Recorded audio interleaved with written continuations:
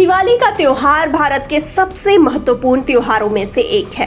इसे रोशनी का त्योहार भी कहा जाता है। इस दिन लोग अपने घरों को दीपक और रंग बिरंगी लाइटों से सजाते हैं और पटाखे जलाते हैं। दिवाली का त्योहार बुराई पर अच्छाई की जीत का प्रतीक है। रावण का वध करने के बाद इस दिन ही भगवान श्री राम अयोध्या लौटे थे।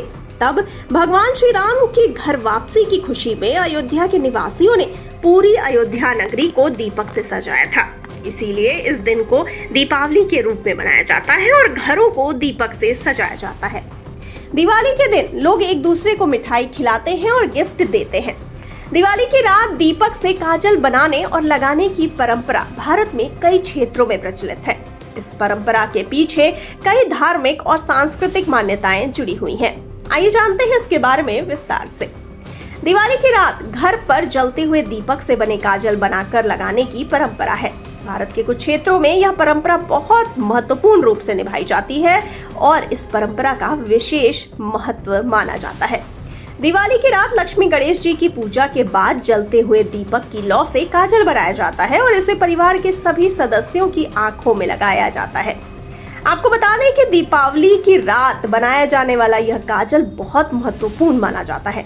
दिवाली की रात यह काजल परिवार के सभी सदस्यों की आंखों में लगाया जाता है। इसके पीछे मान्यता है कि इस काजल को लगाने से घर के सभी सदस्यों का नकारात्मक शक्तियों और बुरी नजर से बचाव होता है। यह भी मान्यता है कि इस काजल को लगाने से भाग्योदय भी होता है और घर में सुख समृद्धि आती है। इस काजल को बहुत पवित्र माना जाता है, इसीलिए इसे घर में बरकत और नकारात्मक शक्तियों से बचाव के लिए घर के चूल्हे, दरवाजे पर, तिजोरी पर भी लगाया जाता है।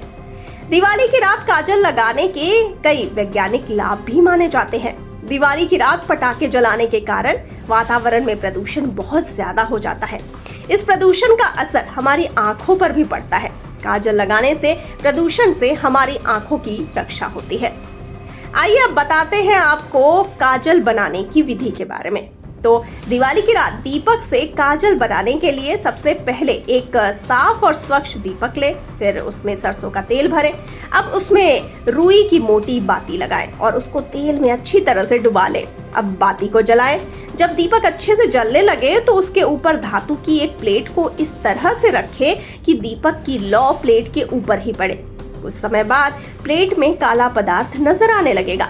अब इस काले पदार्थ को इकट्ठा करें और उसमें शुद्ध देसी घी की 1 या 2 बूंद डालें और अच्छे से इसे मिला लें। अब इस्तेमाल करने के लिए काजल तैयार है। तो आपको ये विधि कैसी लगी? आपको इस बारे में क्या कहना है? अपनी राय हमें जरूर बताइए।